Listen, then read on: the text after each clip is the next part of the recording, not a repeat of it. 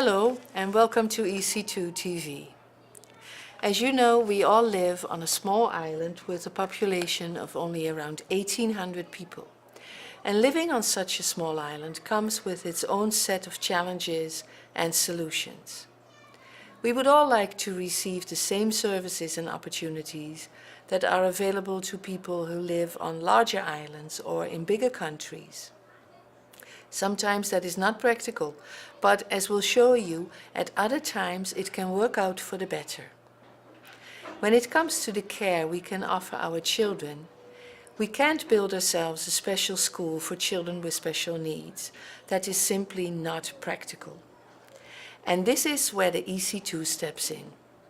The Expertise Center for Education Care is charged with the delivery of services and care needed in the schools. We have assembled a group of experts in various fields to help us deliver extra services in all areas of child development. Some experts are full-time and some only come to visit on a part-time basis as needed. We have a speech therapist, a physiotherapist, a psychologist, a behavior coach, an education specialist, and a school social worker. Together, along with the schools, we work as a team to provide the care and assistance needed to make sure the students are catered for in the best way possible. I work as the care coordinator at the Sacred Heart School, and the EC2 helps and supports us as we deal with students with special needs. We have a dedicated teacher, Teacher Helen, who provides day-to-day care and tutoring for students with special needs. But with support of EC2, we can also provide the more specialized care some of the students need. We assess all our students and make sure everyone is achieving at the level they should be. If we find that a student is having difficulties in certain area, we as a group prepare individual plans for students, and in some cases, this might also involve using the EC2 specialists. To show you more about the work we do, I would like to introduce Raj. Raj has been diagnosed with autism spectrum disorder, and this means he requires our support. The first time I saw him was, I did an observation in the classroom, and he was there with the other students. But he was totally on his own, playing on his own, doing his own thing, without any interaction, without any communication. And he just repeated the game that he was playing. I saw him walking past my house and his parents were really holding his hands. And he was walking on them, so they were really guiding him. He was not walking on his own. And when he had to go in the class, his parents had to be there the whole day. Or the whole time with him. I don't know if he started the whole day, but yeah, he really had problems in adjusting. He was a nice kid, a smart kid, but he couldn't talk, he couldn't say that much, only a few words. But I noticed that his receptive language was much more than his expressive language. The DSM-6, they identify 3 components of autism, which is impairment in communication, impairment in social interaction, and a repetitive, restricted pattern of certain behavior. But within the spectrum, you see a huge diversity. Some people who suffer from autism don't speak at all. Some people have a very high intelligence. Some people have a low intelligence and everything in between. Some people have severe problems with all kinds of social interactions, and some people are able to deal with it. Raj had first been diagnosed with autism in the Philippines, but had not attended much school there. Our priority was to start where Raj was at the moment and make an individual guidance plan for him and us to follow. When Raj was in K2, it became clear that he was going to need special assistance. We did a number of observations of him in a classroom environment, and these gave us the basic information we needed to work out a plan for him. So the idea was to first do an observation or a few observations to get to know Raj and then see what we could do to support him. We've discussed Raj's case in depth at the school care and CART meetings. Using the information we had gathered, we came up with a tailor-made plan to suit his learning abilities. The CART, or Care Advice and Referral Team, is made up of professionals from the EC2 and the care coordinators of all the schools. It meets on a monthly basis to discuss students with needs, to assess progress, and decide on any extra assistance that needs to be given. Well, we look at the things that he needs to do in his classroom and the academic activities and the social interaction. And we talk to the parents and we look at the normal development pattern that children show his age. And then we see, and we look at what is most difficult for him. And we try to come up with a plan and work together on different areas. And a few things are important. It needs to be beneficial for him. It needs to help him. So it's always it always has a practical component. If we do something and it works here, but it doesn't work in his classroom, well, what is the sense of doing it then? So it needs to have a very practical component. And it needs to be beneficial for him. That is the main thing. Observations and tests take place regularly, not to pass or fail, but to assess the exact level of the child and to see if help is needed. This ensures that any problem your children might be facing can be dealt with in a timely manner. It has become apparent that taking care of Raj was going to be a full-time job. Raj's parents reached out to a family member, Claire, to come and help. They contacted me about, Raj is growing up already, and because they are only 2 here in Ceiba, so that's why they requested my presence to be in their house, to be for me to teach Raj about something, like anything under the sun, or about his studies and computers also, because he likes computers. EC2 came with a suggestion for Claire to become a personal education assistant who stays with him throughout the day and guides him through changes and moments of confusion. Purple. Yes, it's purple. Blue and pink is purple. Yes. I think Claire is very important in Raj's development, maybe the most important person in the school setting. And why? Because she knows Raj very well. She spends a lot of time with him, and she knows how he feels, in what kind of mood he is. She recognizes and identifies the certain behaviors as indicators of a good or a bad mood.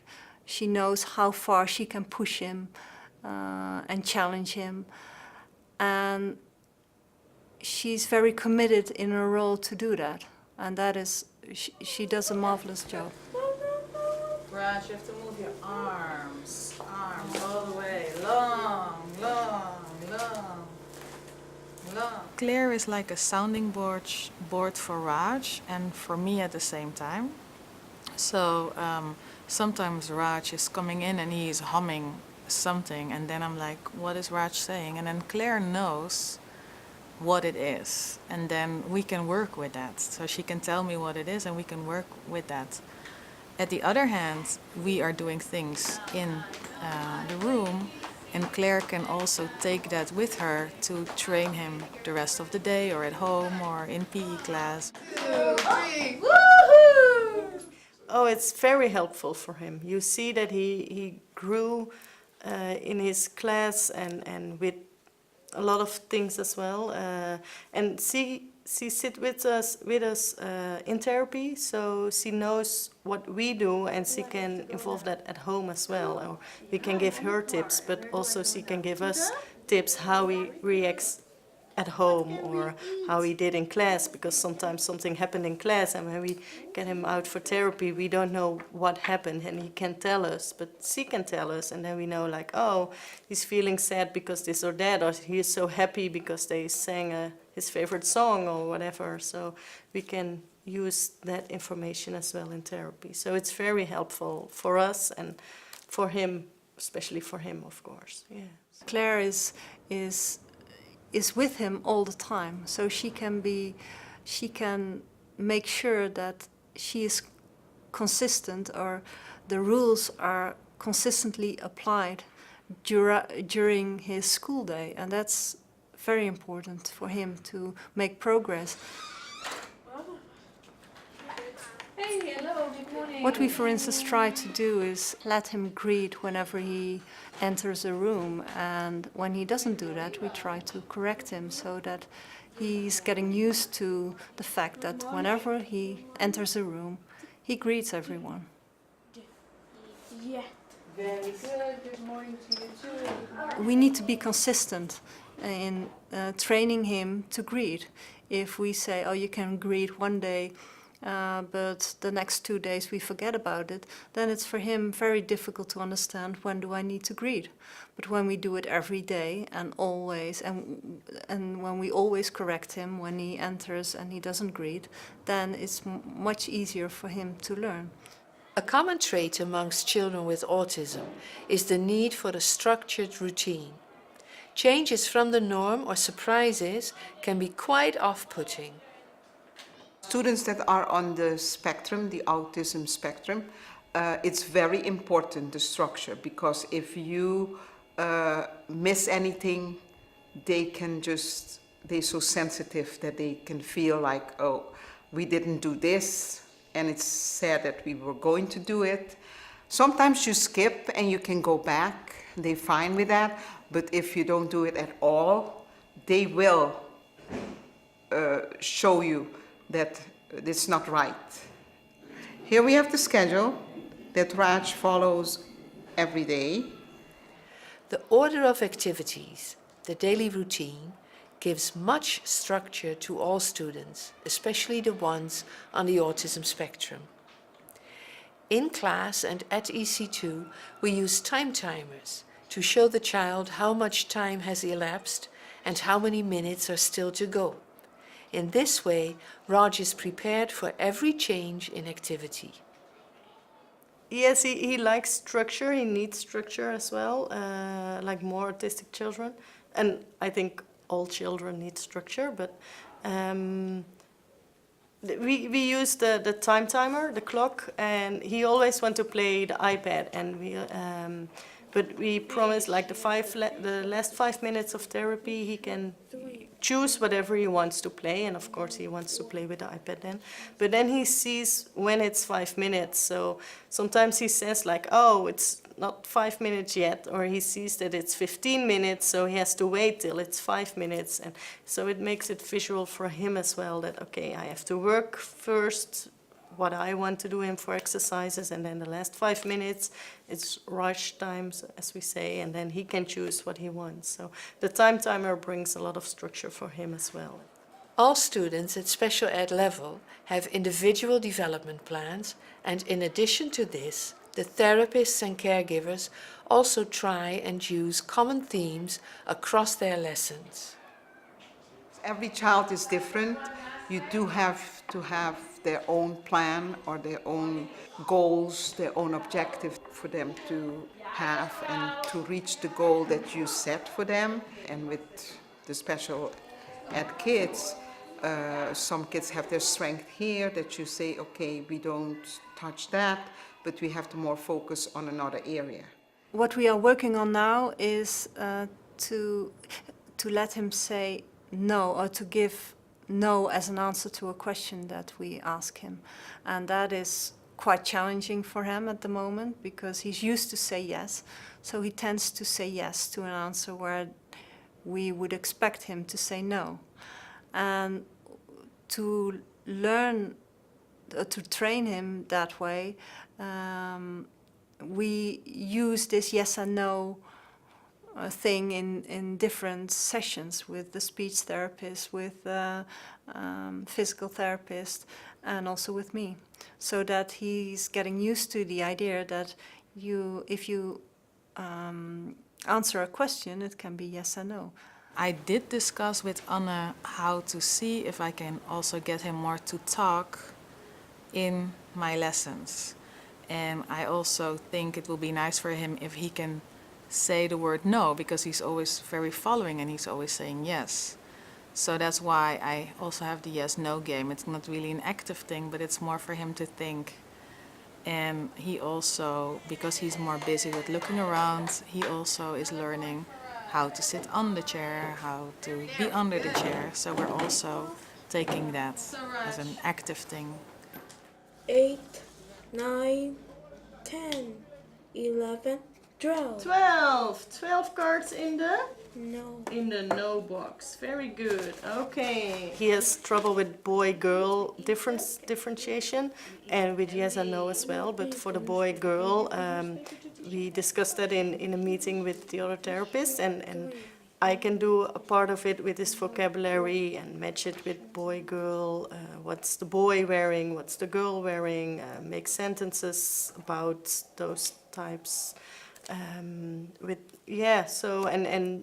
Jesse does that. Kim involves that in therapy as well. So then he sees it everywhere. In every therapy session, it comes back for him. And teacher Claire can use it at home again. So nice. Are you all done? Done? Not, oh no, this part here. We do a lot of mathematics, accounting. I also do very fine motor skills or gross motor skills with him. Everything, social skills. We play games together. We take turns. We do the yes and no answers. Is this a boy? Is this an apple? Then he has to answer yes or no. Sometimes it's not a picture of a boy, it's a picture of a car, and you want him to say no, it's not a boy. It is a car. So all those things, they help him, develop more. Children who suffer from autism can excel in different areas as well. For instance, they can be very good in math or any academic task or activity. So suffering from autism doesn't mean that you cannot do well in school, for instance. Some of the issues that Raj has to deal with makes it quite difficult for us to keep him in the mainstream with the rest of his classmates. He has problems with concentration and sometimes has tantrums which can disturb everybody. However, having Claire with him makes a big difference. She makes sure the disruption is kept to a minimum and that everybody gets the opportunity to learn from each other. The situation on Seba is unique. You can say that children with all kind of difficulties and talents and challenges are together in a classroom, and that is sometimes difficult for the teacher and difficult for the people that support the children with special needs. But at the same time,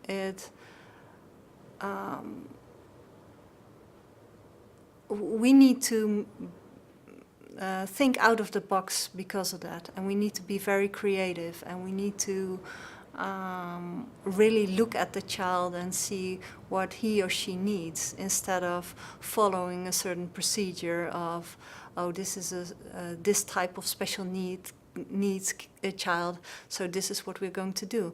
That is not happening. Each child is different, and each child receives individual approach and individual support plan, and that is a wonderful thing. Also, here we see that the children are all together. They are all together in the classroom, and I think that is quite unique as well. And what you see, for instance, in the Netherlands is that we first had all these specialized schools, and now maybe it's also a financial issue, but what you see is that the Dutch government is trying to let the children with special needs be more in a normal school, a normal classroom with the support provided in that classroom. Oh, the children in his classroom are really good with him, even though they really don't understand, but they know that Raj is special. They are really good to him. They even sometimes, if he has tantrums, they will get quiet so that Raj can cool down a little bit. Okay. And then because Raj likes hugging people, if they tell Raj hug me or Raj kiss me, Raj they make that kind of connection in the classroom. The advantage of mainstreaming is that the child with special needs can go to a neighborhood school. Fellow students learn to accept and help children that are different. This teaches them tolerance and helpfulness. Integrated education does away with taboos and teaches respect for each other. Children with special needs aren't scary or strange. They can learn and develop as much as the other child, just in their own way. Bye. Bye, Raj. Goodbye.